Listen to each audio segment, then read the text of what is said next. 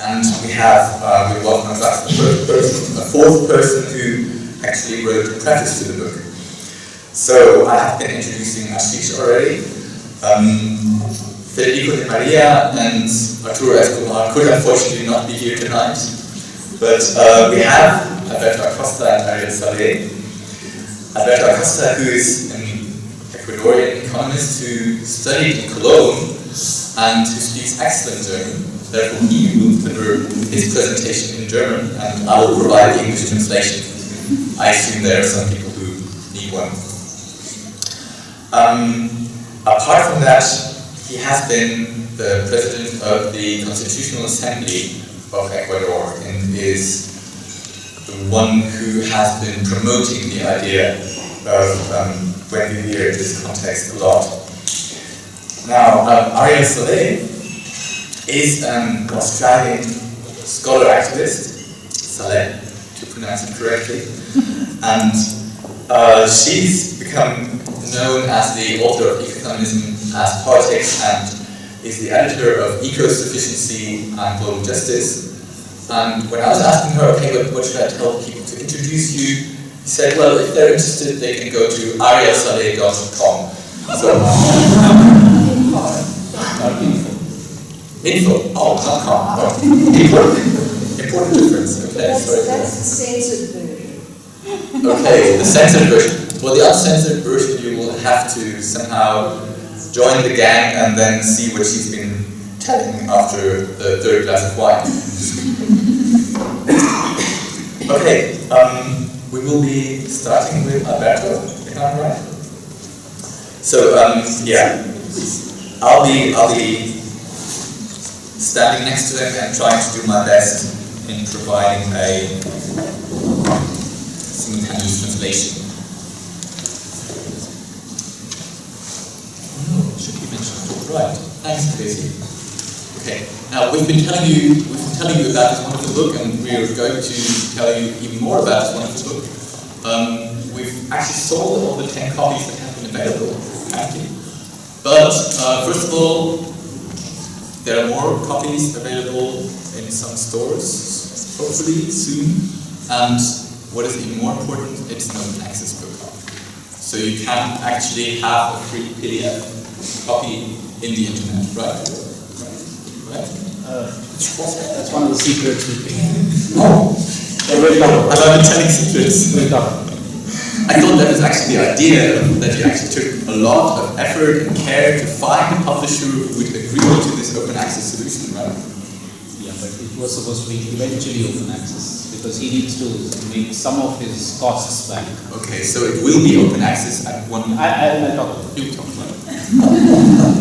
Okay, so then.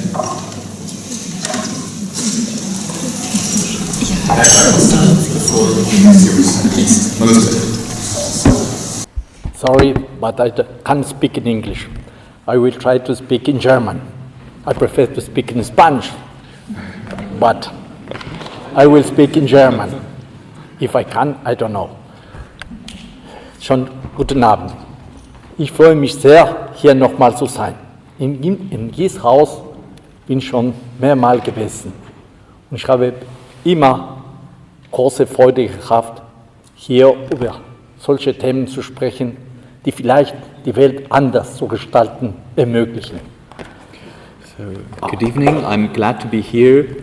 I'm glad to be here in the Gies House in Kassel. I've been here before, and I am happy about the opportunity to talk about these issues, about the possible ways of transforming the world. Für mich ist eine große Freude, zusammen mit Ariel Saleh und Ashish Kothari hier in Deutschland das Buch zu präsentieren. It's a great joy for me to be able to present the book together with Ariel Saleh and Ashish Kothari here. Ich werde meine kurze Rede vorlesen, etwas, das ich normalerweise nicht tue. Ich kann nicht mal auf Spanisch lesen. So I will read the short speech that I have prepared tonight. It is something that I usually do not do, not even in Spanish. Die Idee des Buches Pluriverse, a Post-Development Dictionary, wurde während der der vierten Internationalen Degrowth-Konferenz in Leipzig im September 2014 geboren. So the idea of the book Pluriverse, a post-development dictionary, came to light during the 4th International Degrowth Conference in Leipzig in September 2014. Ich habe dort Ashish Kothari und Federico De Maria, a guy from Italy, getroffen und zu dritt haben wir zuerst einen Artikel geschrieben, die am Ende dieses Jahres erschien. Das lassen wir weg. I have met Ashish Kothari and Federico De Maria at this conference in Leipzig, and the three of us first wrote an article which was published by the end of the year.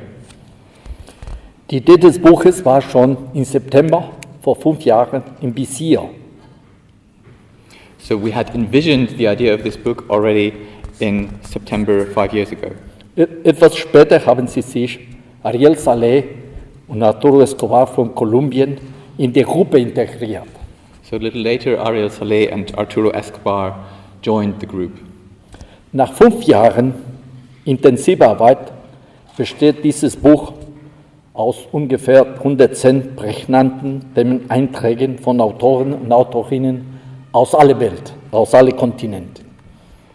So after 5 years of intensive work, this book now consists out of 110 concise contributions by authors from all continents.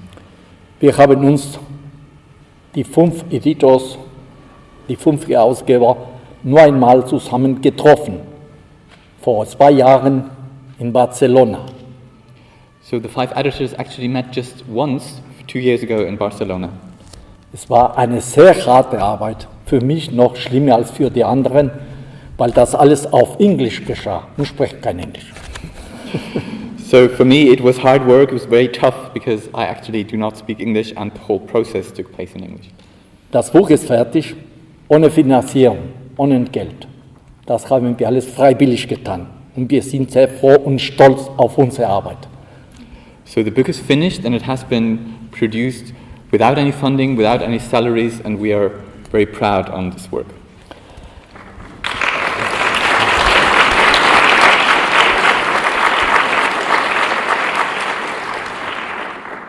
Das Buch über das Pluriversum beginnt mit einem Vorwort von Wolfgang Sachs. Wolfgang, der bei uns sitzt, ist der Herausgeber von einem bekannten Buch, Development Dictionary.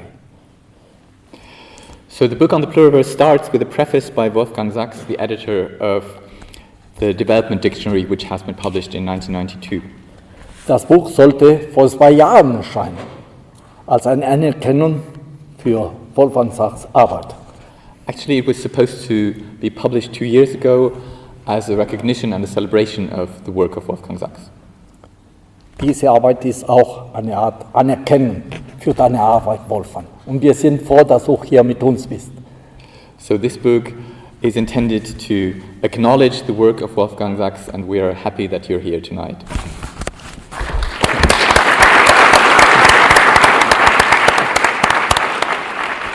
Naja, gibt es ein Vorwort, eine Einführung der Herausgeber, gibt es im ersten Abschnitt eine Lektüre über die Entwicklung und die Krise des globalen Konzepts. So there's an introduction by the editors, and in the first section of the book, entitled Development and its Crisis, Global Experiences. Oh, I'm already too quick. Das ist nicht so schlimm. Du machst ja gut. Im zweiten Teil des Buches beschäftigen wir uns mit den sogenannten falschen Lösungen, Globalisierung der Erde, Reformlösungen. So while in the first section, experiences from different continents are being portrayed, in the second section, globalization of the earth, reformist solutions, false solutions are being presented. Diese falschen Lösungen zeigen, warum die konventionelle Reformvorschläge die heutige sozial-ökologische Probleme nicht lösen, sondern in vielen Fällen eher verschärfen oder im besten Fall der bevorstehende Zusammenbruch etwas verzögern. So these contributions show why the conventional attempts to solve the crisis, conventional reforms, do not and are unable to solve today's socio-ecological problems, but will in fact worsen the situation or prolong the imminent crash that we're about to experience. Der Hauptteil des Wortebuches ist in Abschnitt 3 zu finden, ein Pluriversum von Völkern, transformative Initiativen. So the main part of the book consists of sections 3, a pluriverse of people's transformative initiatives. Hier findet man radikale theoretische Alternativen, spirituelle Visionen, Umweltformen, alltägliche und nachhaltige Praktiken und auch eine Menge Ideen, Erfahrungen, die in der ganzen Welt vorhanden sind. So here we find reports of radical theoretical alternatives, spiritual visions, and everyday sustainable practices which are taking place right now everywhere on the planet. Welche sind die 5 wichtigen Überlegungen des Buches? So which are the 5 guiding thoughts, guiding principles of this book? Erstens, die derzeitige Krise des Planeten hat eine zivilisatorische Dimension. Noch nie sind so viele entscheidende Aspekte des Lebens gleichzeitig gescheitert oder die Erwartung an die Zukunft so ungewiss gewesen. So the current crisis of the planet has a civilizational dimension. This is number 1. Never before have so many different facets of life failed simultaneously, and never before the expectations towards the future have been so uncertain. Umweltprobleme sind unbestreitbar. Egal wie stark ihre Leugner, wie der Präsident der Vereinigten Staaten sind, als Beispiel haben wir jetzt die jetzigen Brände im Amazonasbecken. So the ecological problems are undeniable, no matter how strong those who deny them still are, just like the President of the United States. One pressing example right now are the wildfires in the Amazon. Es ist auch nicht möglich, die enormen globalen sozioökonomischen Ungleichheiten zu verbergen. Die entstehen auch wenn oder weil die Entwicklung sich als mutiertes Virus auf die ganze Welt ausbreitet. It is impossible to hide or conceal the enormous global socioeconomic inequalities which have been arising although, or maybe even because, development as a mutated virus has expanded its reach all over the world. Zurzeit sind die Krisen in allen Bereichen zu beobachten und zu spüren. In den Bereichen Umwelt, Wirtschaft, Soziales, Politik, Ethik, Kultur und Spiritualität. So in different areas, the crisis can be observed and can be felt in the areas of ecology, of the environment, in the economy, in the social and political realm, in ethics, in culture and in spirituality. Ironischerweise werden diese Krisen sogar von rechten Kräften angeheizt, um Unterstützung von marginalisierten, sogenannten überflüssigen Menschen zu erhalten, mit falschen, aber attraktiven Bildern, wie der andere, zum Beispiel der Einwanderer, der unseren Job stiehlt. Ironically, these crises are actually being fueled by right-wing powers in order to gain support by the marginalized, by the superfluous people, but they're doing that with false but attractive images, like the image of the other, for example, the immigrant who is supposedly stealing our jobs. Infolge dieses kampfhaften Szenarios werden demokratische Prozesse durch Gewalt und Unterdrückung einbezogen und geschwächt. So the consequence of this scenario, democratic processes are being weakened by the integration of violence and oppression.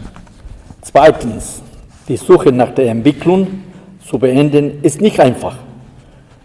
Diese Suche hat eine verführerische Logik. Was für eine Sprache ist die deutsche Sprache? Das ist eine schwere Sprache. Aber ich habe einen Trotz. Das ist eine schwere Sprache auch für euch. So the quest for development, to end the quest for development is actually not easy. This quest has a seductive logic, and then he was telling us about the complexities of the German language, and his only consolation is that we had to struggle with it as well. Die Gesellschaften des globalen Norden haben als erste des Evangeliums eines einzigen Weges zum Fortschritt akzeptiert.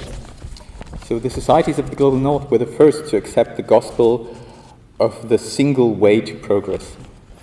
Der Süden folgt der Norden nach, gefangen von seiner Lebensweise, die sogenannte imperiale Lebensweise laut Ulrich Brandt und Markus Wissen. So the global south actually follows the footsteps of the north, captured by its way of life, its way of production, which has been called the imperial way of living by Ulrich Brandt and Markus Wissen, who unfortunately are not here today. So. Diese scheinbar unaufhaltsamen Kurs, der immer mehr soziale und ökologische Probleme mit sich bringt. So this imperial way of living seems to be unstoppable, although it brings with it ever more social and ecological problems. Nach 7 Jahrzehnten eine komplexe und auf jeden Fall nicht erfolgreiche Suche wissen wir, dass die Entwicklung wie ein Gespenst ist und wir laufen hinter ein Gespenst. So after 7 decades after the concept of development has been introduced, we have to be aware that we are following a ghost, so that this promise of development will actually not materialize. In der ganzen Welt, sogar in den sogenannten entwickelten Ländern, können wir die schlechte Entwicklung, die Maldesarrollio, betrachten. So everywhere in the world, even in the so-called developed countries, we can actually witness what could be called maldevelopment.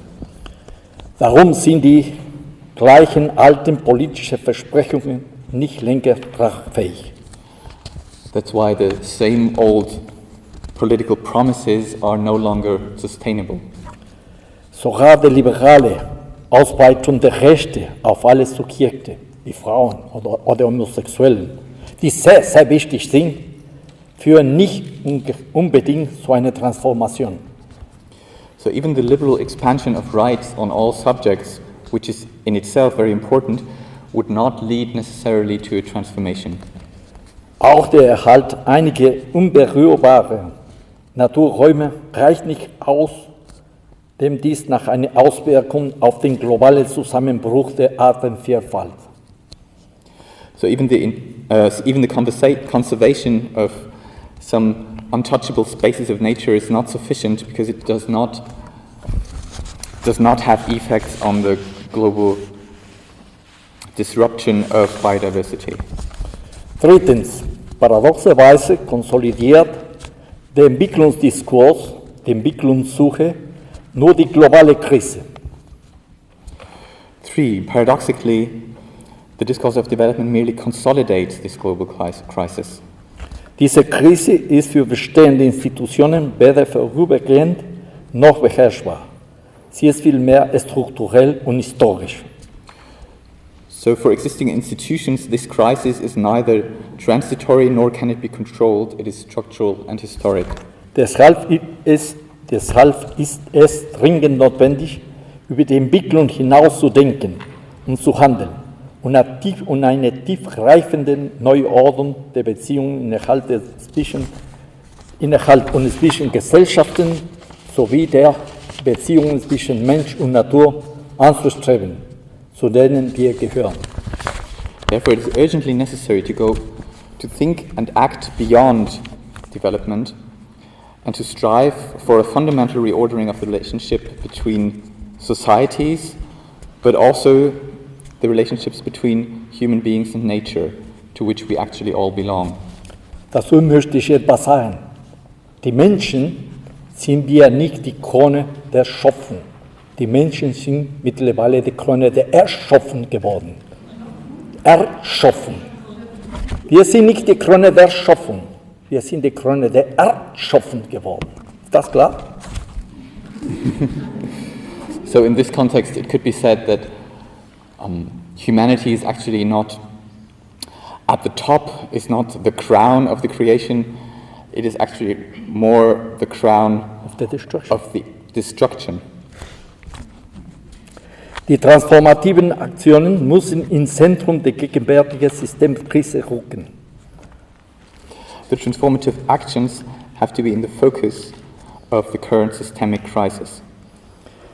Wir müssen gegen die giftige Mischung aus Patriarchat, Kolonialität, destruktive Trennung von Mensch und Natur, Rassismus und unidirektionale Moderne mit ihrer unendlichen Neigung zu Macht und räuberische Akkumulation auf Kosten aller Lebewesen auf der Erde kämpfen.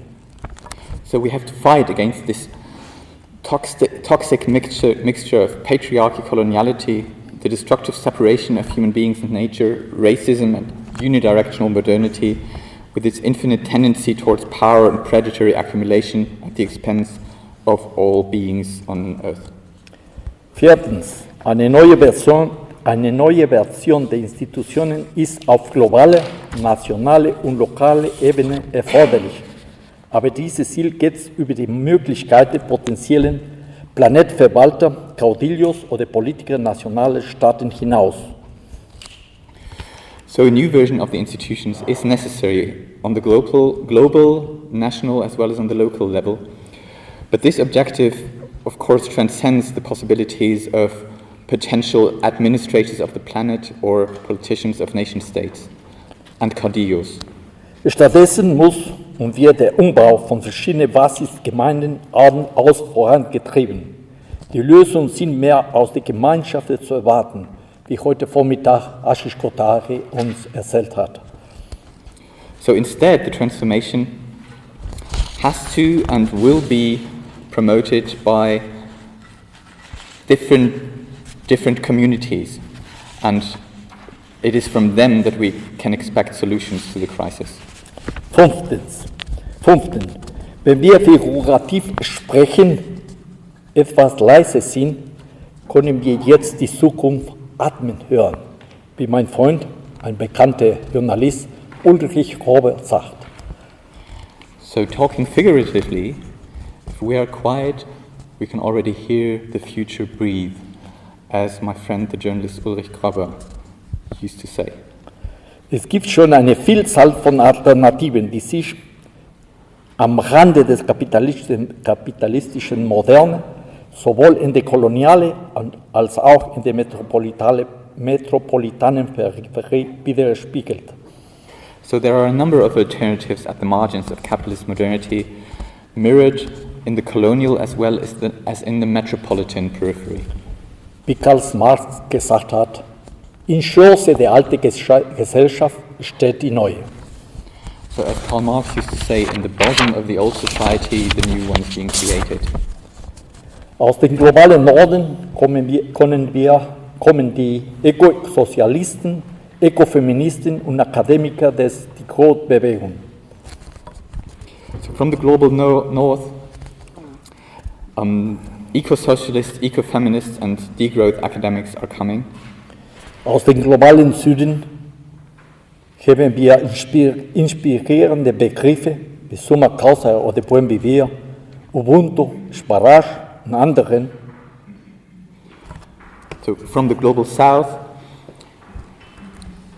we can actually recognize inspiring concepts like Summa Causa or Buen Vivir, Swaraj, Ubuntu and many others.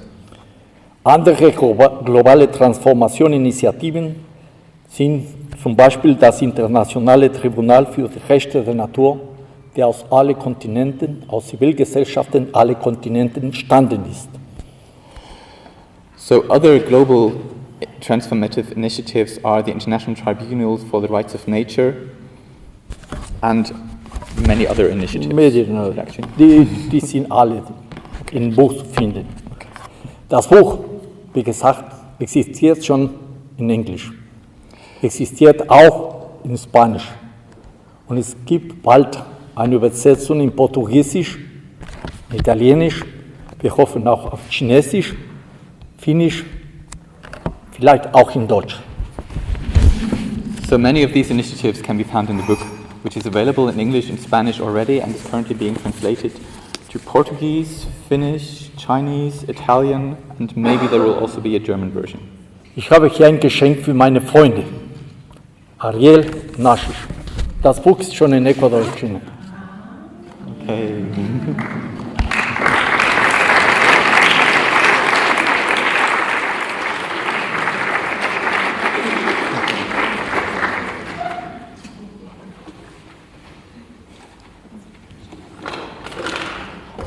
I have a present for my friends Ariel and Ashish, and the book has actually already been published in Ecuador, so they are now the first to get the Spanish version here. Schade, aber ich habe keine anderen Exemplare mehr. Ich hätte für euch alle mitgebracht. It's a pity I didn't have more copies, otherwise I would have brought for all of you these presents. Das Buch existiert schon in Spanisch. Das ist die ecuadorianische Version. So this is the Ecuadorian version. Okay. Zuletzt gibt es keinen Platz für die Reinkarnation des Entwicklungsgeistes überhaupt. So finally, there is no place for the reincarnation of the spirit of development. Die Wurzel des Systems müssen wir erkennen und bekämpfen. Zum Beispiel das ständige Wirtschaftswachstum, die Rhetorik des Fortschritts, die instrumentelle Rationalität, die sogenannten freien Märkte, der Universalismus, der Anthropozentrismus, der Patriarchat. So we have to recognize and fight the roots of the system, which are perpetual economic growth, the rhetoric of progress, instrumental rationality, social markets, universalism and anthropocentrism.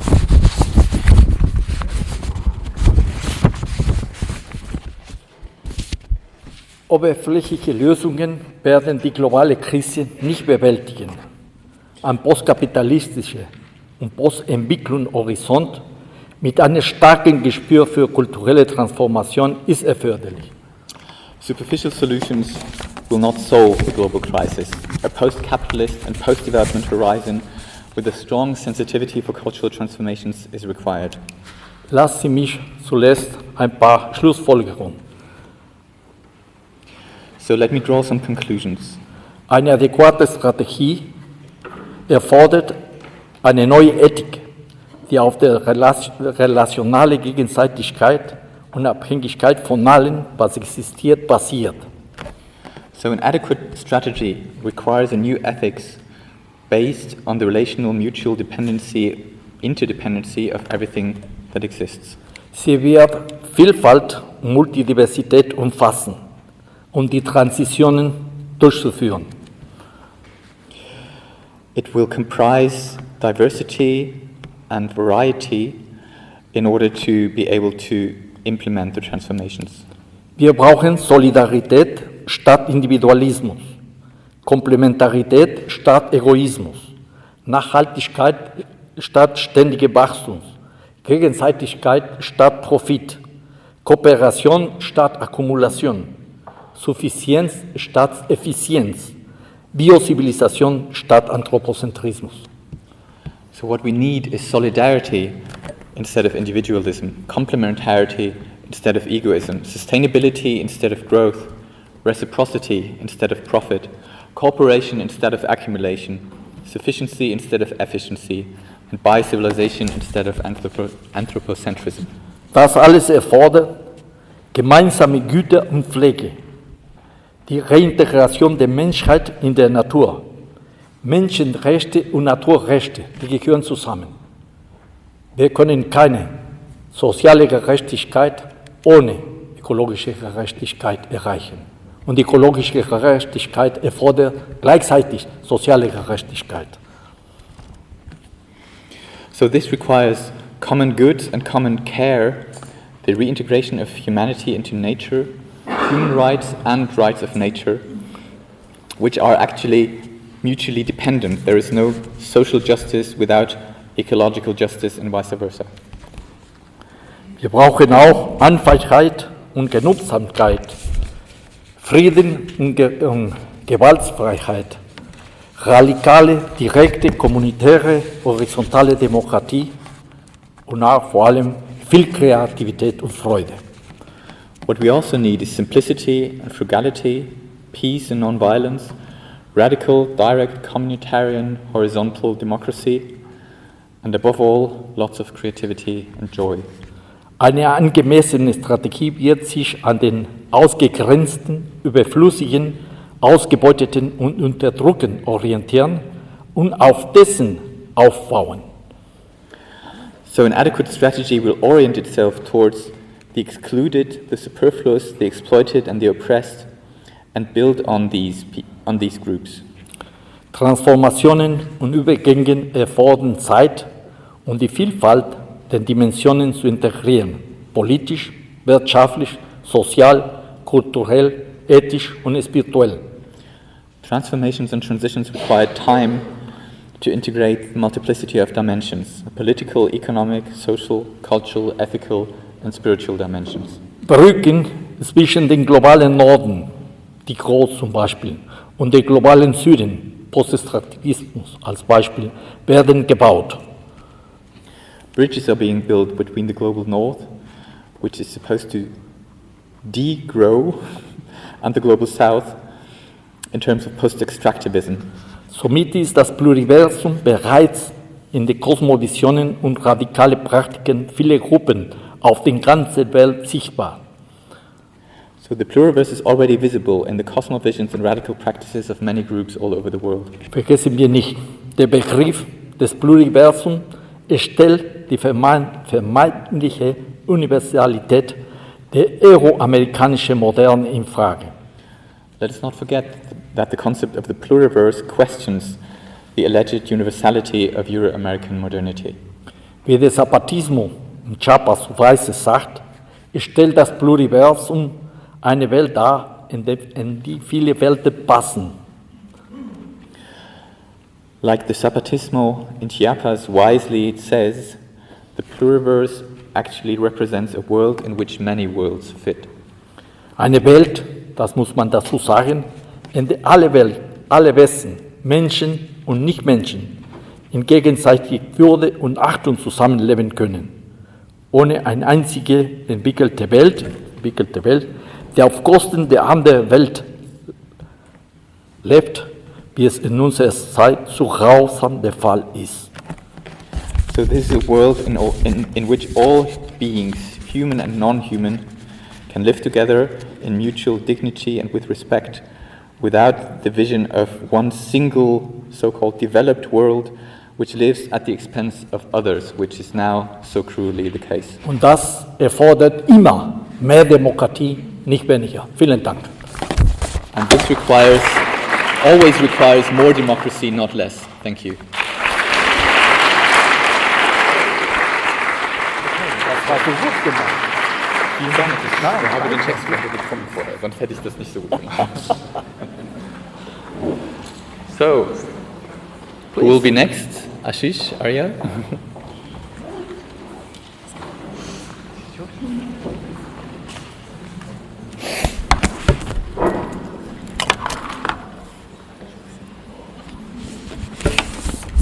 Just to say, how is this? Can you hear me all right? More? It's okay? Yeah. These beautiful covers is credit to Ashish's artistic talent. He has a capacity during meetings to doodle away on the notepad, and we've saved some of these beautiful images, and this was the original, and in the Spanish version I think their publisher has creatively rearranged the same designs. So I was very honoured to be invited to join the team and surprised.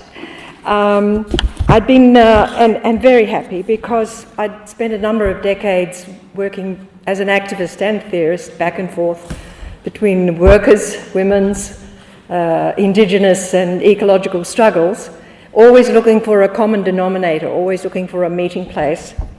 And of course in that work comes very clear very quickly that the Eurocentric division between humanity and nature is really the root of all evil.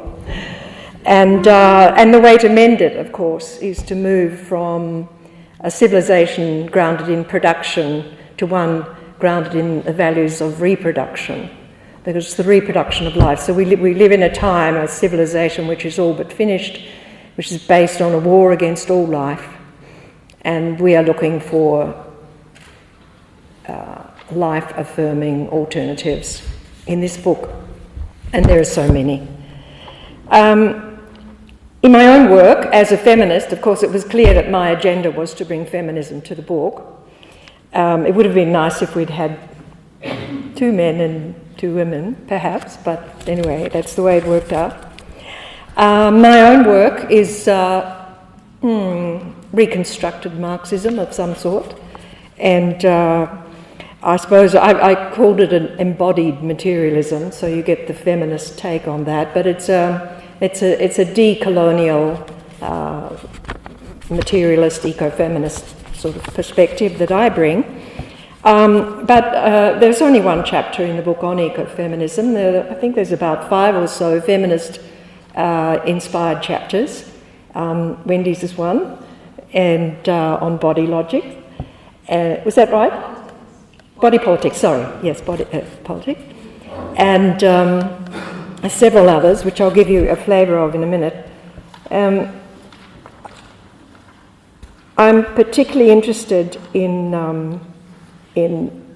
the place of labour in building a new world, and I don't mean labour in the old productivist sense, I mean reproductive labour. And I'm particularly interested in the alternative epistemologies that people glean empirically, critically empirically, in hands-on labour in meeting human needs. And I've observed this and analysed this in women's work and in the work of peasants and the work of indigenous gathering societies. And it seems to me that we can learn an enormous amount from those epistemologies. So I thought I would, because I'm shy and I don't like to talk too long, I will read you a couple of extracts from the book, and you can get a feeling of some of the chapters, but there's enormous variety. One has a more feminist sense. It's about the gift economy, and the other one is a more decolonial, called Sea Ontologies. So if you bear with me, I'll give you a flavour of what's in the book. Put some glasses on.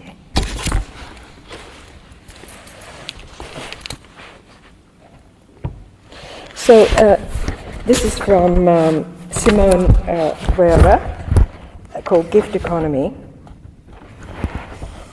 She says, the mother's womb is the original topos, a place where we experience interconnectedness and direct satisfaction of needs.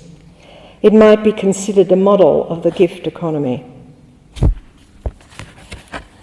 Researchers in the critical theory of patriarchy show that in its capitalist form, patriarchy appropriates and transforms the gift as the original logic of life and bonding practice. Here, gift-oriented connections with nature and the human community are brutally transformed by machine-like systems consisting of exchangeable and infertile parts. They function as man-made products, commodities, machinery, weapons, and money. A capitalist patriarchy produces scarcity by killing life, materially and immaterially. The abuse of gift-giving in the interest of accumulation, profit, and structures of dominance leads to a generalised suspicion of need-oriented and other-oriented gift practices. A capitalist patriarchy tries to control gift-giving completely by unpaid work and enforced consumption. However, a gift economy would be based on the need-oriented nourishing of flow of the gift in its material and immaterial expression, and as von Wehrhoff calls it, a principle of the interconnectedness of all beings.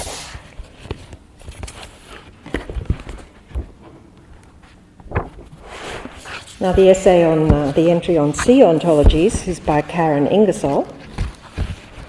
She writes, oceanic literacy, and this is very much an oceanic epistemology, but it seems to me it reflects the kind of epistemologies that all reproductive labour are embodied in reproductive labour forms. Oceanic literacy creates a politics and ethics. Oceanic literacy creates a politics and ethics that privilege interconnectedness as an alternative to the grand narrative of Western thought worlds, which keep ourselves separate from land and sea, travelling to cross over an ocean rather than journeying inside it. Native Hawaiian navigators must expand his sense of self in order to read the fluid seascape around him. The stars have to be part of you, become an aesthetic subject whose movement on the ocean articulates a Hawaiian ontology and epistemology through the stimulation of senses of sight, smell, taste, sound and touch. The kinesthetic body is included in his oceanic literacy through an active engagement, and place takes on a meaning as related to native identity, which has an origin in the mercurial sea. The navigator imagines his being as part of the coral polyp and sandpaper sharks below his canoe. The cold north wind blowing against his face and the rhythmic drumming of ground-swelling oceans in his ears link his mind and body to a deep identity, moored in a sense of belonging. Understanding oneself as related to the surrounding world fosters an acute spiritual awareness that can bring both joy and empowerment, power as defined through connection and purpose.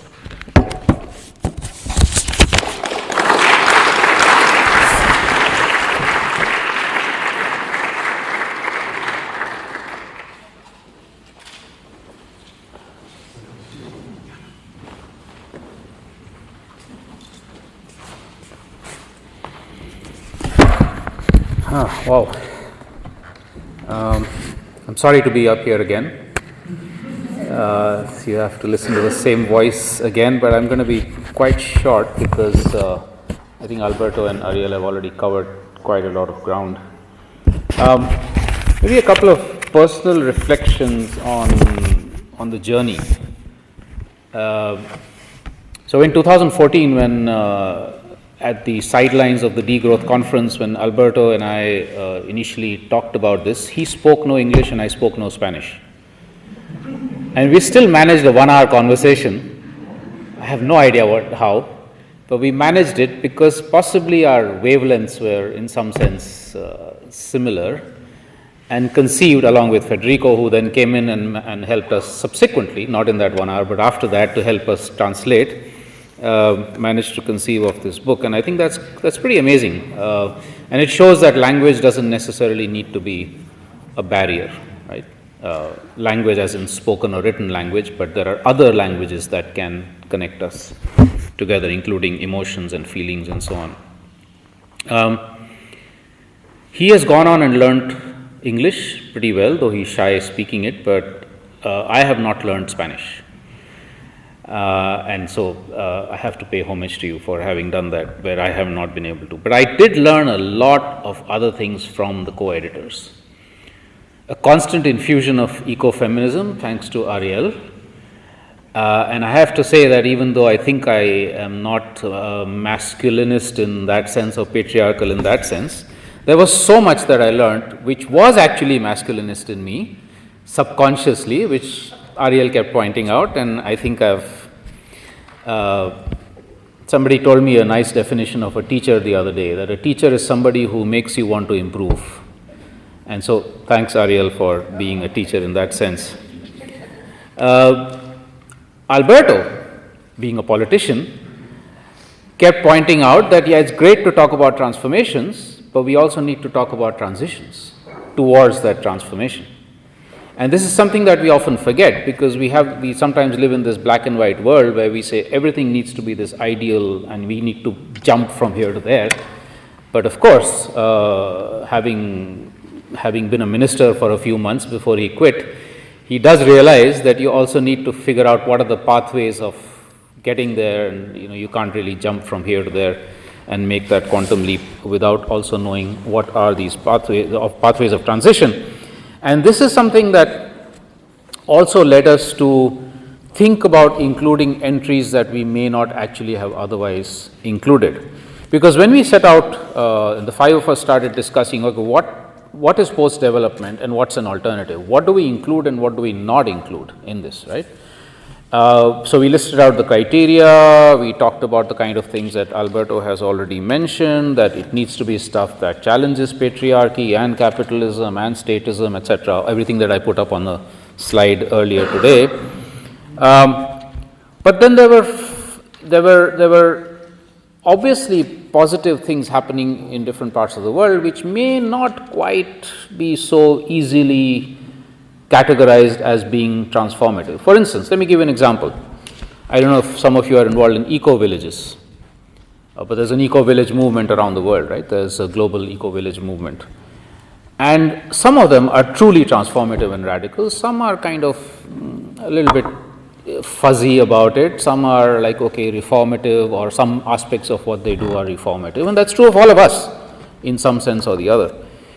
And we were discussing, should we put that in? The transition movement is somewhat similar. Religions, we had a discussion amongst ourselves, should we be putting religions in? Because I, for one, out of all the 5 editors, am not particularly religious. I have serious problems with religion as an institution. But we also realize that most people in the world actually do believe in some faith or the other, and that within the religions there is significant reinterpretation happening towards a more radical way of looking at whether it's Hinduism or Christianity, liberation theology in Christianity, or it's Judaism and what Michael Lerner is doing in the US, or it's Islam and what radical Islamic clerics. Please remember the word radical I'm using as going to the roots, not radical as an extremist and violent. Islamic, we included a essay from a Tunisian colleague on Ibadism, a completely very little known form of Islam, and so on. So we actually thought that it is important to put this in, but that way what we are putting in is radical reinterpretations of religions.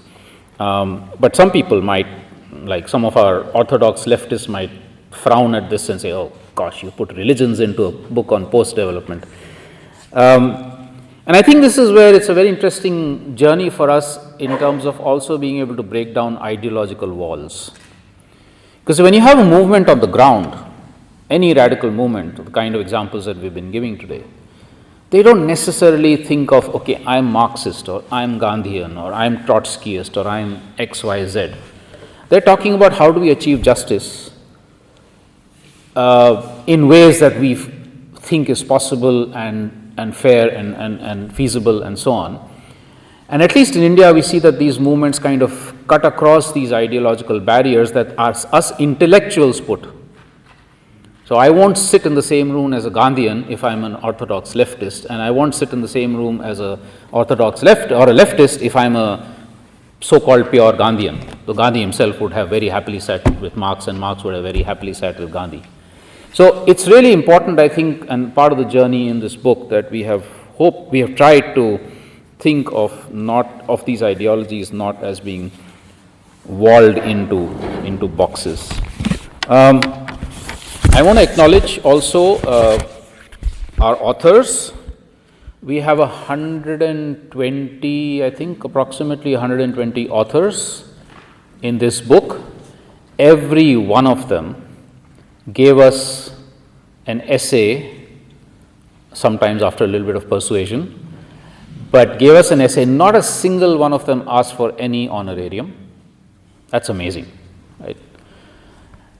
Every one of them tried to stick to time. A few of them had to be pursued a little bit more. Some of them could not write in 1,000 words because they're used to writing 5,000 words. But they all eventually did produce something in 1,000 words, which is also amazing. The sheer goodwill that we've got from these 120 people is absolutely amazing. And it again shows that it's so possible to do things without money being at the center of things, or without financial transactions being at the, out of trust. It's basically out of trust that, okay, these 5 crazy folks are actually going to produce something, out of our labor of love, and that's how it works. So that's been an amazing part of the journey also. I'm not going to talk much about the book because it's been spoken about. I think if you pick up, I'm sorry that the books are finished, but if you pick up the flyer or just go online to the website, you'll see the incredible range of essays that are there. I think for us it was also an amazing journey that we could find alternative worldviews, concepts and practices that we'd never ever heard of. Kyosai in Japan, I mentioned it earlier. I'd never heard of it. North American native conceptions, which I'd never heard of, and I still cannot pronounce some of them. Indigenous people colonized by Taiwan, which has been colonized by China, in the so-called Orchid Island, and their worldview, which they call the Tao worldview, nothing to do with Taoism, their own indigenous worldview of it. Indigenous people in the middle of China, again colonized by the Chinese state, with their worldview called Hurai. So it's been absolutely incredible, just understanding that these things, and the other thing was that we had a criteria for each of these essays, which was that they should not be something that's in the past and has been forgotten and lost and doesn't exist anymore. They should be living concepts. They may have come from 2000 years back, but they're being lived in a movement right now. And so they are an active worldview or an active practice. And it was amazing to be able to find so many. How do we want the book to be used, or what do we think could be the possible uses of the book? One, and we hope that it would inspire a lot of young people who are being bombarded with bad news all the time. That's our fault, us elders do it. To understand, realize, and feel the possibility of hope and inspiration in the world, because there is so much out there which is still surviving or which is coming up anew. And we're happy to see that already people like Wendy, who is also an author in the book, are using it in the universities as course material. I think the more language editions come out, the more hopefully that will happen in different parts of the world. So that's excellent, but not just in formal universities or formal institutions, but also in youth activism in many different ways, if this could become a reference point. Activists, because we know that activists around the world face burnout, just because of the sheer the pressure of what they have to deal with, right?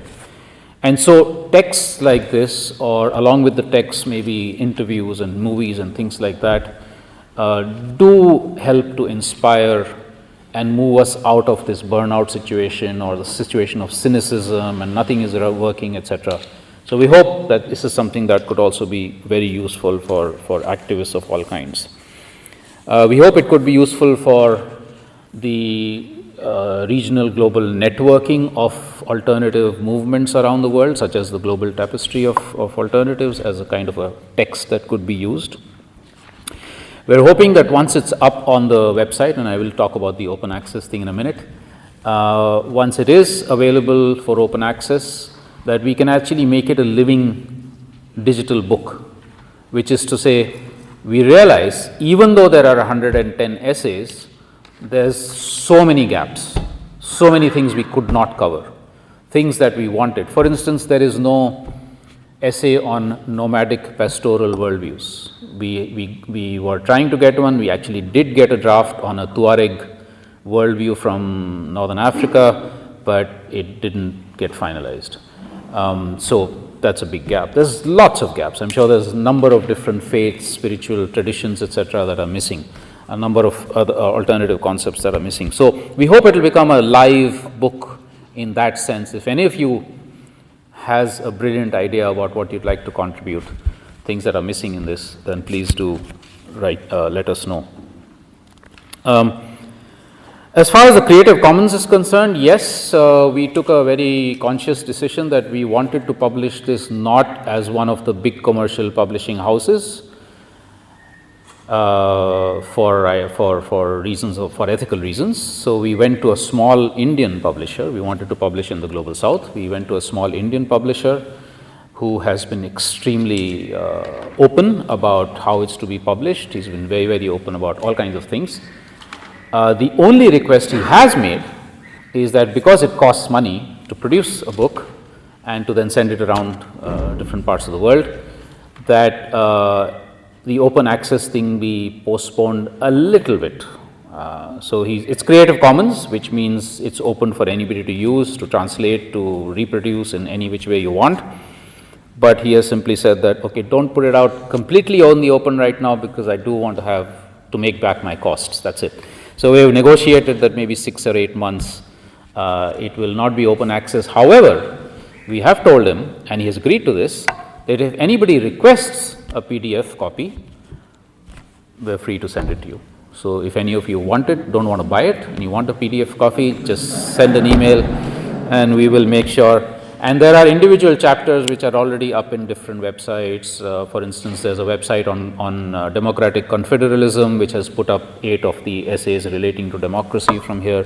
So any of this is very much possible, and hopefully within a few months the whole thing will be up for free download.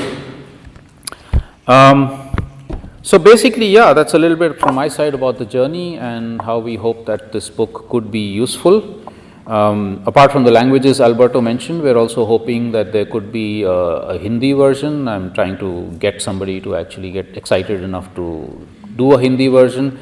If any of you know languages or know people who have languages other than the ones Alberto mentioned, who want to translate this, not necessarily the whole book because that's a bit daunting, but maybe even individual essays, then please do get in touch with us. It would be fantastic if this can be translated into, 50, 100, 200 languages, including indigenous and the languages that are not the mainstream languages of the world.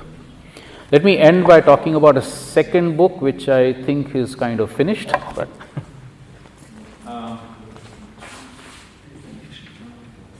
so that's a part of that second book. I think most of you have picked up copies that were available. But the Rosa Luxemburg Foundation has a global working group called Beyond Development. Some of us, Ariel and I, and some others are members of this. And there's a South American, Latin American working group on Beyond Development, which Alberto is part of, which has been producing some really interesting material. So this book from the global working group has 8 or 9 case studies. There are more copies, good. 8 or 9 case studies from different parts of the world of resistance and alternatives.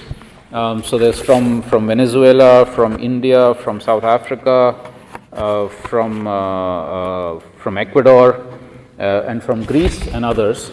And there's really, really interesting case studies of this kind of, for instance, from Greece, it's about how people are working with refugees on alternative livelihoods, alternative health, and so on. From Central India, from India, there's an essay on tribal self-rule that I had mentioned. From Venezuela, it's about the Bolivarian experience and the sort of contradictions between what the so-called revolutionary government professes and what's actually happening on the ground. From Ecuador, there's a very interesting process in Nabon County of women mayors trying to transform local democracy and economy in very, very interesting feminist ways. So there's a whole bunch, and from Spain, I think Barcelona, so even looking at an urban situation and seeing how the party that is in charge in Barcelona, again a woman mayor, and how they're trying to transform urban governance. So please do pick up a copy if you don't already have it. It's also available for free PDF download on the Rosa Luxemburg website. Thank you.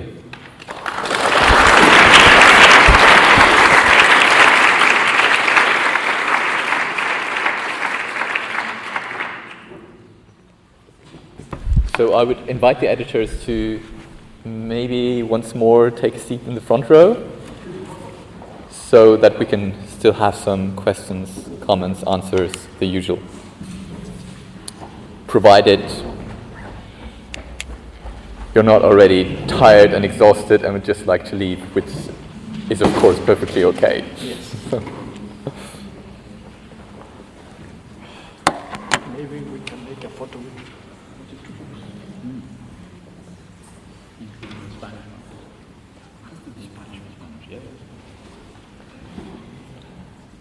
There's one there.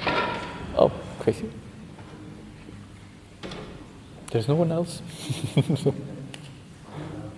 Yeah, thank you for introducing us to a little bit of background. My question is, how do you deal with what we call conceptual translation? I imagine that some of these concepts are born out of cosmovisions, ways of thinking, seeing the world that rely on, it's not just one idea, right? It's a whole web of notions. And I imagine it's difficult to communicate in many ways, but then to boil it down to sound words, at least what you said. So I was wondering if you had something like a shared system, frame of reference, way in which you would facilitate this, way in which you would invite the authors to really be able to do this, what I believe is sometimes a really hard conceptual task, to make people understand all the other things that are also in the umbrella term. You actually need to mobilize mentally to fully or better grasp the full sense of the meaning, which is not just captured in one word. So how do you deal with that? Well, it's a brilliant question, really, a brilliant question. The authors have free rein. We're not looking to universalize or homogenize. It wasn't like a thesis where you go through and try to draw out commonalities or something. Each one stood in its own right, it's its own statement. Of course, everything had to be put in the English language, so there was, in a sense, probably some kind of contamination, cognitive contamination, occurring through the language. Does that get to you? Yeah? Just to add to this, yes, I think there is an essential reductionism, not just in putting something in 1,000 words, but actually even writing something. So, because most all cosmovisions are oral traditions in many, in a fundamental sense, right? So putting an oral tradition into writing is itself already a bit reductionist. Unfortunately, those oral traditions don't necessarily reach out to the rest of the world, and don't even necessarily reach out to the second generation within the same community. So it's an interesting thing that even communities are feeling the need to put these in some other form. And of course, the ideal form could be audio and video and not so much writing. But then if you want to get across to the rest of the world, it would have to be this kind of a form. One thing we have done is to say that even though it's 1,000 words, please put 3 or 4 additional references, which could be to other texts or to videos or movies, where then people can go a little bit deeper into it. We've also provided contact, so if you want to contact the relevant person and get more deeper into it.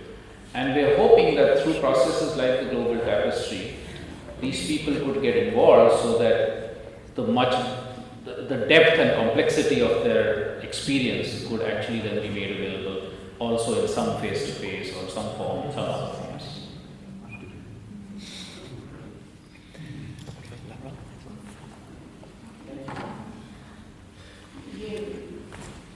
You mentioned that if anyone has contribution, and I was wondering that what kind of contribution can be made to a book that is already published?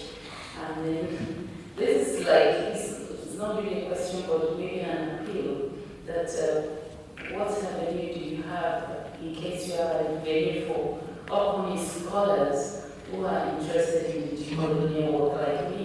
Because I found out that the colonial problem, Africans, especially West Africans, where we are feeling the heat most, because not only are we being colonially plundered, our scholars also have colonial mentality,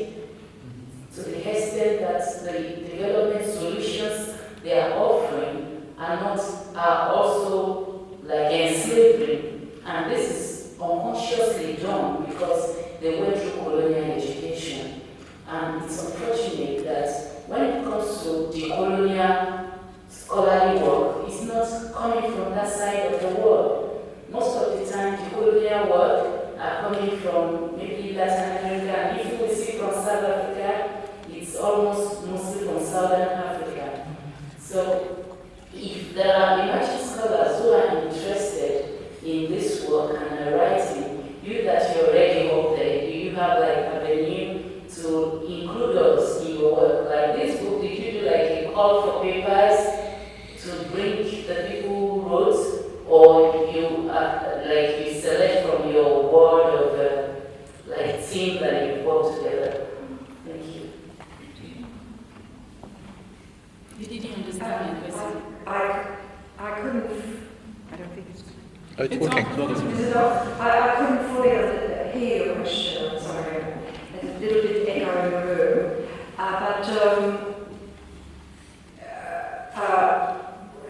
A response to part of what I heard would be, we did have a very good African scholar extrapolating the Ubuntu ethic and its implications. That is from South Africa. That is from South Africa, yes. And then we have from Mabroka, from Tunisia. Yes, Tunisia. Maybe you want to answer. Well, yeah, we have Moroccan, Tunisian, South African, and we have the Nigerian writing, the Tuareg nomadic pastoralist worldview, which, as I said, finally we couldn't include it for various reasons. And we also had Nemo Bassi from Nigeria, Yeah. from the Critique of Development. Right. So, but that's not enough. So we completely agree. I mean, I agree with you that I think there's many parts of not just many parts of the world, but many communities in parts of the world which are missing. So, for instance, when I was listening to you in the panel discussion, and I think what you're talking about cultural democracy from the point of view of a particular community that you have worked with, we would certainly very much welcome entries of that kind. We may or may not publish another edition because there's a whole, it's very complex kind of thing, but we do want, like I was saying, a living book. So any edition like that can be added to this online and be made available to everybody. So that's an open invitation yourself, but also anybody else you know who wants to challenge the colonial way of doing this. Please let us know. And just another thing that comes to mind, also in South Africa, but continent-wide, is the women's NGO called Grow In, which is women against mining, because of the land grabs which are destabilising communities and driving women from their livelihood resources and so forth. And that we have a wonderful chapter on that, and that organisation is growing across the continent in a fabulous way. It's profoundly feminist. It's actually eco-feminist, that's right. They've got an eco-feminist manifesto.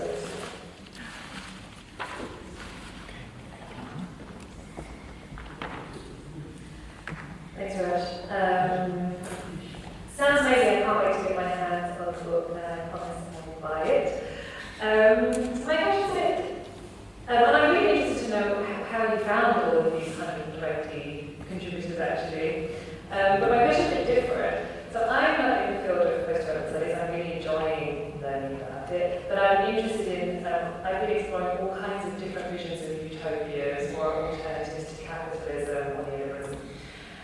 There's one sort of strand of utopian thinking that is popular in the UK at the moment, and probably other places in the global world as well, which seems very different. It's all about automation and accelerationism.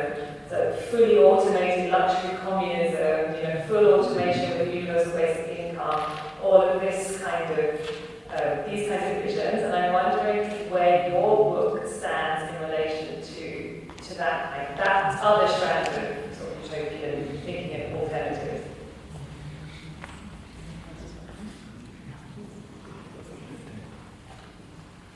Entschuldigung, ich wollte etwas zu der vorletzten Frage sagen. You wanted to respond to the last question? Ein großes Problem haben wir in Südamerika, in Afrika, in alle sogenannten Drittweltländer. Ich mag dieses Konzept Drittwelt nicht. You said that we have a big problem in the so-called third world countries, which is a term that he doesn't like very much. Wir haben eine schwere Erbe, die Kolonialität des Wissens, die Kolonialität der Macht und des Seins. Diese Erbe entsteht nicht direkt durch die Tätigkeit der großen multinationalen oder ausländischen Regierungen. He's saying that we all share the colonial heritage, and that it's not directly caused by the big multinational corporations and governments.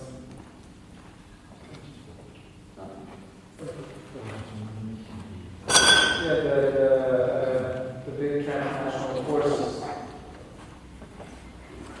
Diese Kolonialität des Wissens stellt in unser Kopf.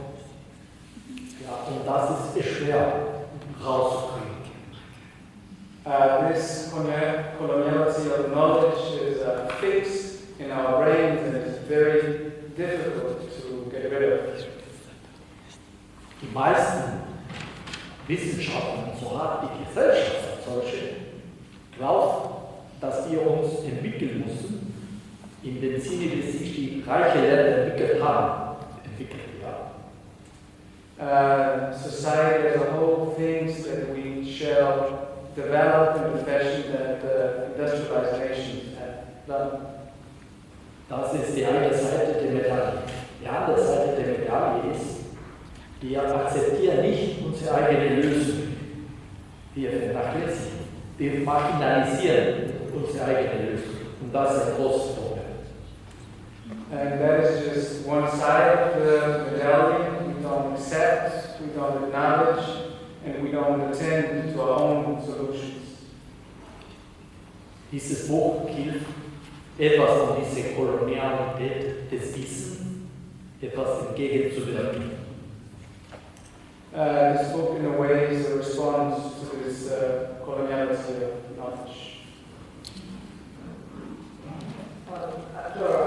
It's got to, you know, the book has three parts, I think I should probably explain. The first is statements by scholar activists, one from each continent, describing what development has done to their region. The second one is called Universalizing the Earth, and it really is a collection of entries which are critical of mainstream, basically capitalist solutions. And there's a very striking, the third one, of course, is the alternative initiatives from agriculture. So this is section 2 on mainstream solutions. Actually, as I can see 3 already responses. The first is very strong from George Preface and Thomas Narcissus from New York.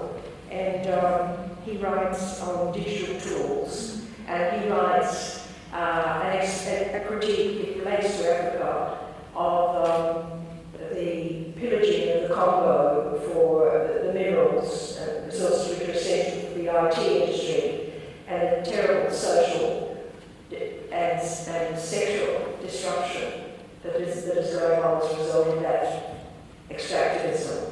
So that implies a criticism of an IT-based future, I think. There's one on the circular economy, to a large extent, that ecological modernist solutions to the environmental problem are going to rely on IT, and that's really not examined by a lot of environmental activists. But it is spelled out here, and another one by on smart cities. So although in my view they're fairly soft, they feel fairly softly, but they are everything. There's also the eco-modernism. Yes. So, some what you're saying, full automation and so on is also part of this eco-modernist viewpoint that the more you modernize different sectors, the more ecologically sensitive they could become.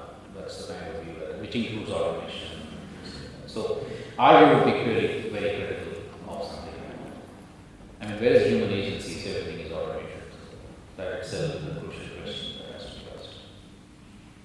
How did we find the 120 authors, which was also, I think, asked by you, how did we do the selections? There was no open call, and so we confess it's not a completely democratic process. So we started with thinking about 20 or 25 essays, which kind of kept getting expanded, and then eventually we had to put a stop saying, okay, no more But it was word of mouth, it was topics that we thought of, and then people we knew, and then people we asked who knew other people who might be able to contribute. So that's the process that was used. More like a organic way of trying to find the authors and the topics, but not a open call. We have Sarah Radcliffe and then Besime. Thank you very much. I also very much look forward to reading both the English and the Spanish versions of the book.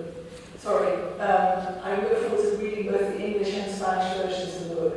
But my question really goes at the dynamic of the production of the knowledge which we see collected in the edited collection. You gave a very interesting overview of how you, as a group of editors, collaborated and coordinated to pull together the various different collection components. But I was wondering, are the contributors working as groups? Do you have contributors who are individuals, or do you have contributions from groups? I'm asking this because the idea of the collective is something which I think is coming back in both sort of in circles which are bridging academic and activist worlds at the moment in Latin America, from what I understand. And so I'm just interested to know whether the process of production of the book has also involved that sort of authorship. Thank you. Ich möchte etwas dazu sagen. I'd like to answer. Jeder Artikel hat eine eigene Geschichte. Jeder Artikel war komplex genug, um eine gemeinsame Betrachtungsweise zu geben. Each article has its own history, and each article was complex enough on its own in order to tell a shared story. Zum Beispiel ein Artikel, das sehr interessant ist, das kommt von einer Frau aus dem Dschungel Ecuador, Isabella Gartruber, kennt sie, Patricia Walinga. Die ist eine bekannte Aktivistin. Ja, ist nicht eine Wissenschaftlerin. Er hat etwas ganz Tolles geschrieben über das lebendige Dschungel. Causa Sacha. He says there's one very, very interesting piece by an activist from the jungle. What was her name? I'm sorry? Patricia Walinga. Patricia Walinga. And Patricia Walinga ist hier in Deutschland bekannt. Sie macht einige Reise in den letzten 2 Jahren zusammen mit Isabella Gartruber und eine Musikgruppe, Grupo Sal. Und sie geben Konzertlesungen und darüber wir diskutieren. Wie das in einem Artikel zusammengefasst wurde, das war eine Geschichte. She has traveled Germany extensively along with a band called Preface. Isabella Gartruber. Yes, and with Isabella Gartruber. And in the course of this, they had a lot of discussions, and how that came together, is a history in itself. And I mean, some are kind of with answers what you're here. I mean, some of them were co-authored, there were 2, possibly even 3, and but even the ones who wrote it were often writing on behalf of a collective that they were involved in or a cooperative venture. So, yeah. And just to add to that, so some are clearly individual pieces, but there are some where the authors actually referred back to a collective with a draft, and in some cases that also meant a delay, but it was fine. That was a worthwhile process. For instance, the one on ICC's Territories of Life, Tagi Farwar and Gracia have written, they actually had a draft which was referred back to the global network on community conservation.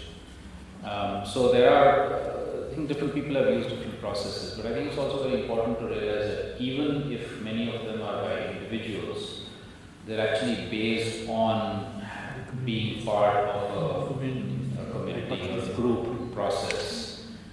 And we would have to trust that the group knowledge has been adequately encompassed in the essays, even though they are attributed to an individual or to individuals? But it's a very good question. We need to think about it.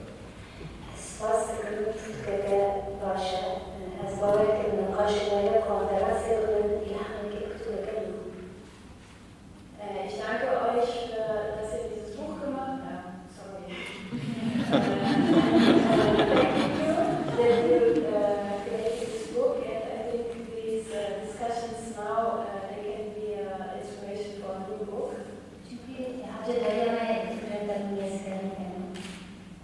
I think that we really have a need for a new philosophy or new ideology. هذا تكنيكي بسكن سبب بس نتسخر عن الجبهة البرتغالية مثلا نتهم عن تصورها بقول سبب بس ياس فكرة خلاص عن الناس زمان يعني أكيد معنا مع البرتغال سبب بس كسبنا يعني أمجد ولا تستشفي الخشب. I am wondering if it wasn't very difficult to bring together 120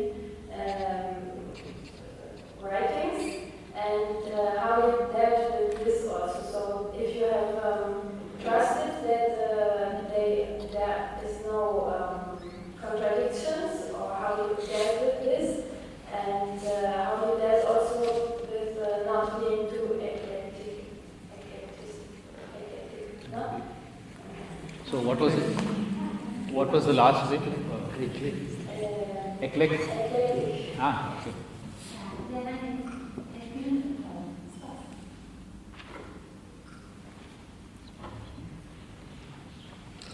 Well, it's much easier than writing an academic thesis because we simply just put everything in alphabetical order in a dictionary. Eclectic, I don't know what eclectic is. What's an organic process? I mean, the process of compiling material was embedded in the history of our time. So that's one dimension of it. Mir stört nicht die Idee von Eklektik. Es gab einen Professor, einen deutschen Professor, der vor kurzem gestorben ist, Elmar Alfaro. He doesn't mind the idea of it being eclectic. There's a German professor thinker who died recently. Elmar Alfaro.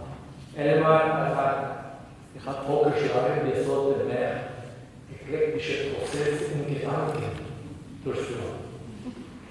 He proposed working with more eclectic thoughts and processes. He was a Marxist.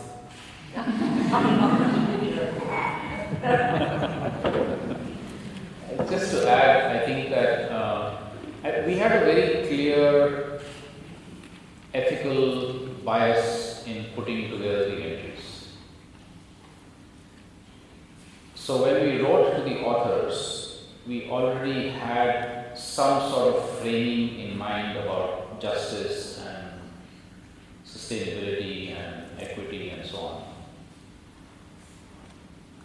So in that sense, the essays coming to us and then with comments going back and then being rewritten, etc., within some sort of framing, you can see that there would not be, hopefully, any serious contradictions amongst these 110 essays. So we're hoping that they do, in some sense, speak to each other through the written form.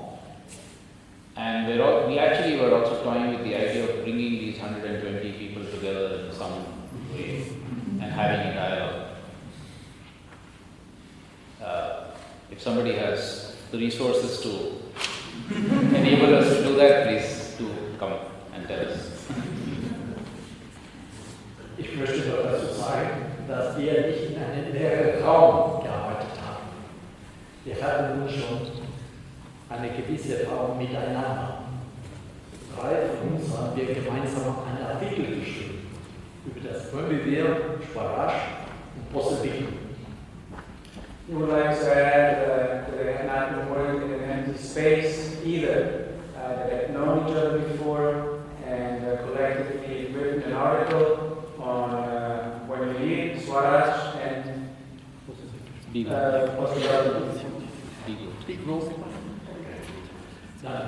Ariel Saleh und Arthur Escobar, ein Mann, der aus Kolumbien kommt, sind Leute mit einer Menge Arbeit. Wir kannten mittlerweile diese Arbeiten und wir waren irgendwie alle synchronisiert. Die Ideen waren schon im Großen und Ganzen schon vor Augen. People like Ariel Saleh or Arturo Escobar from Colombia had already put out an extensive body of work, so these ideas were already out there. Wir waren auch, müssen wir sagen, ich habe das auch schon in meiner ersten Rede gesagt, von der Arbeit Wolfgang Sachs und 6 Personen, die dieses Wörterbuch für Entwicklung geschrieben haben. Ja, 252. Also, with the inspiration, Wolfgang Sachs and the Post-Development Dictionary from the year 1992. Development Dictionary.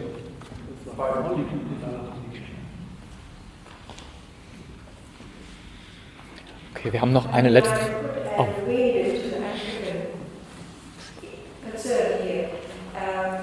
There's one essay by a woman called Anne Paulina, who's an indigenous Australian activist from the northwest Kimberley region of Australia. And this is the only Australian indigenous entry in the book. And there are actually about 1,000 separate, distinct indigenous cultures on our continent there. So, as Ashley says, the project continues.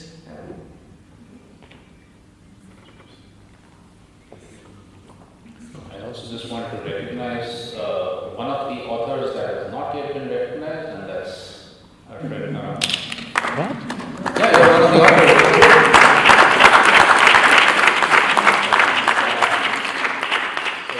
One of 120. Around with Undeveloping the North, which was an interesting concept, have also contributed to the book. So thank you, Wendy and Aram, and of course thanks to Wolfgang for the wonderful preface.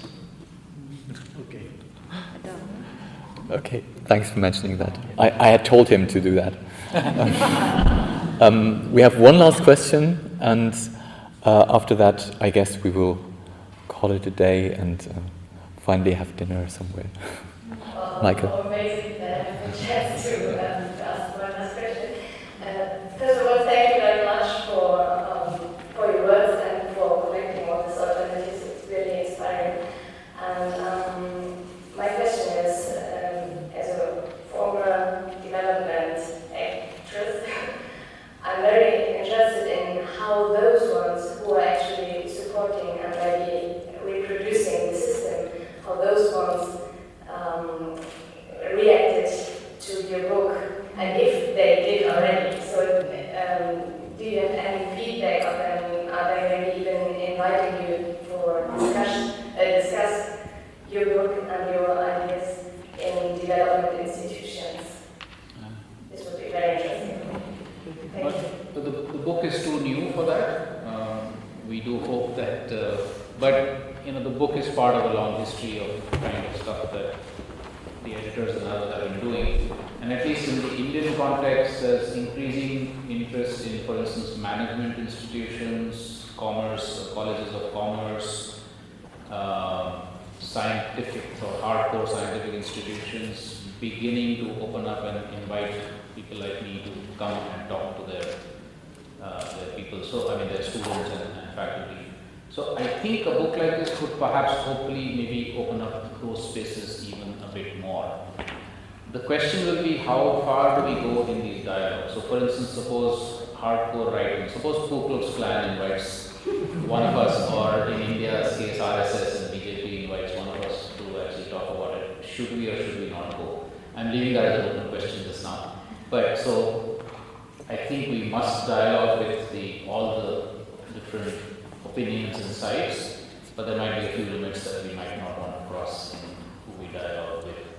But, so yes, I think some spaces of that kind are opening up. And again, I would invite all of you, and if you know those spaces where you think this kind of a dialogue would be good, it's emerging from not just this book, but all the kind of activities that many of us have been doing, then please let us know, and I think we'd be happy to have those dialogues.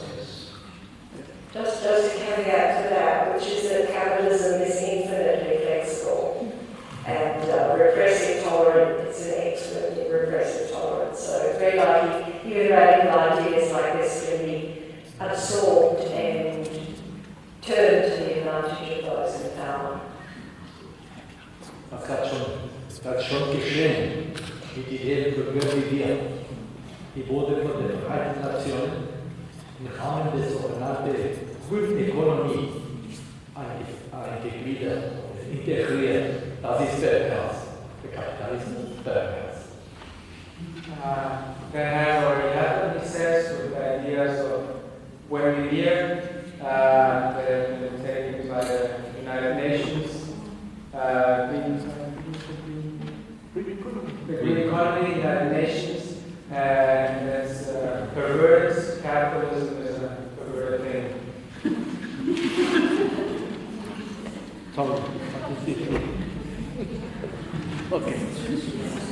Okay. So thanks for the comments, in particular for the last one. I'm glad that the university president is not here. I would like to thank all of you for bearing with us to the very end tonight, and one thank you again to the editors and the translator.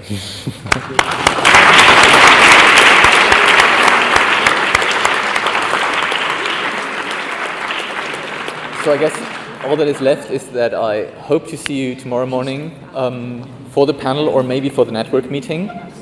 And yeah, that's about it. Have a good night.